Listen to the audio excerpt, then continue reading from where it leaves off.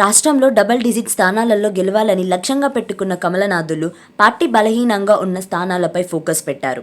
ఇప్పటికే దీనికి సంబంధించి హైకమాండ్కు నివేదిక అందగా దానికి అనుగుణంగా గెలుపు వ్యూహాలు రచిస్తున్నారు. ఈ నెల 25వ తేదీన కేంద్ర మంత్రి అమిత్ షా తెలంగాణకు వస్తున్నారు. వీక్ సెగ్మెంట్లపై అనుసరించాల్సిన వ్యూహాలపై అమిత్ షా పార్టీ నేతలకు దిశానిర్దేశం చేయనున్నట్లు సమాచారం. పలు స్థానాలలో బీజేపీ గెలుస్తుందని బీజేపీ భావిస్తున్నది. అయితే వీక్ సెగ్మెంట్లపై కాస్త దృష్టి పెడితే అక్కడ కూడా కాషాయ జెండా ఎగరవేయవచ్చని అంచనా వేస్తున్నది. 4-5 స్థానాలలో పార్టీ చాలా వీక్ గా ఉన్నట్లు హైకమాండ్ కు రిపోర్ట్ అందినట్లు తెలిసింది. కొన్ని స్థానాలలో అభ్యర్థులకు క్యాడర్ సహకరించకపోవడం వల్ల ఇబ్బందులు ఏర్పడితే కొన్ని చోట్ల క్యాండిడేట్ పనితీరుతో ఇబ్బంది ఏర్పడినట్లు తెలుస్తున్నది. కొన్ని లోక్సభ స్థానాలలో కొత్తగా చేరిన వారికి టికెట్ ఇవ్వడం వల్ల క్యాడర్ సహకారం కరువైనట్లు సమాచారం. పాత కొత్త నేతల మధ్య సమన్వయం కరువవ్వడం కూడా ప్రధాన కారణమని హైకమాండ్ కు పంపిన నివేదికలో ఉన్నట్లు తెలుస్తున్నది.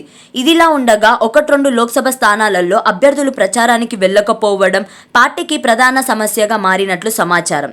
పార్టీలోని నేతలను కాదని కొత్తగా చేరిన వారికి ఆ టికెట్లు కేటాయించడంతో క్యాడర్ కూడా పెద్దగా సహకరించడం లేదని తెలిసింది. ఈ సమస్యతో కూడిన నివేదిక హైకమాండ్ కు చేరడంతో ట్రబుల్ షూట్ పై పార్టీ సంస్థాగత ప్రధాన కార్యదర్శి శివప్రకాష్ జీ దృష్టి సారించినట్లు సమాచారం. ఆయన పలువురు క్యాండిడేట్లకు సైతం పలు అంశాలపై దిశానిర్దేశం చేసినట్లు తెలుస్తున్నది.